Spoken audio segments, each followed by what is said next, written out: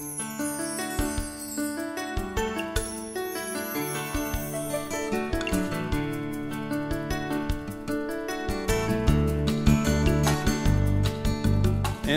for your introductory remarks, you're the author of a best-selling book called What the U.S. Can Learn from China.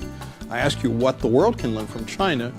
The Chinese understand that in order for them to continue the growth and to move from a middle-income country to the rich world, they must be able to get away from relying on cheap labor and be able to start to innovate the way that Germany does. Well, like many of you out there, I would love to be cheerleading for America. After all, that's the patriotic thing, and that's what we've been conditioned to think all along. But let me present another side that maybe you have not considered. And this is almost like what an earlier panelist was talking about. You know, is it a rabbit or a duck? And I'm positing maybe it's a dragon. And so not only is Latin America changing economically, but I think from a political and social standpoint, it's also affected the character there with China coming in.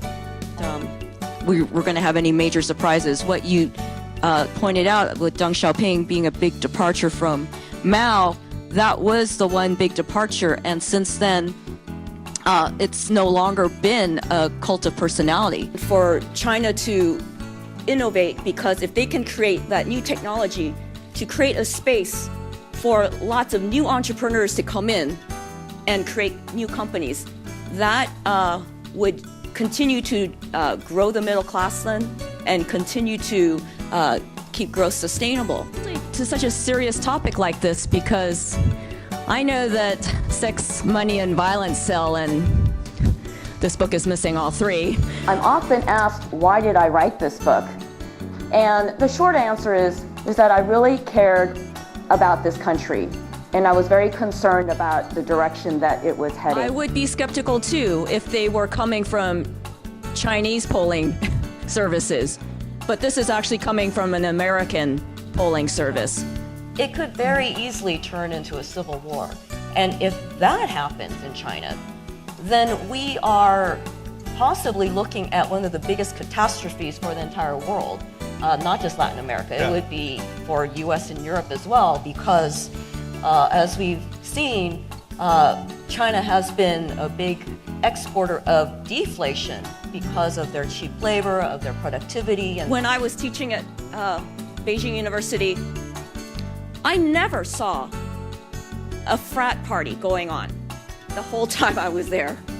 You know, there was not a culture of just getting drunk every night in college. Innovation comes from insight, and insight comes from doing. Guess who's doing most of the production in the world today? It is in China. That is why they're called the manufacturing factory of the world. And so because they are getting so much going into China, so much investment, that they are basically getting all the insights for innovations today and going into the future.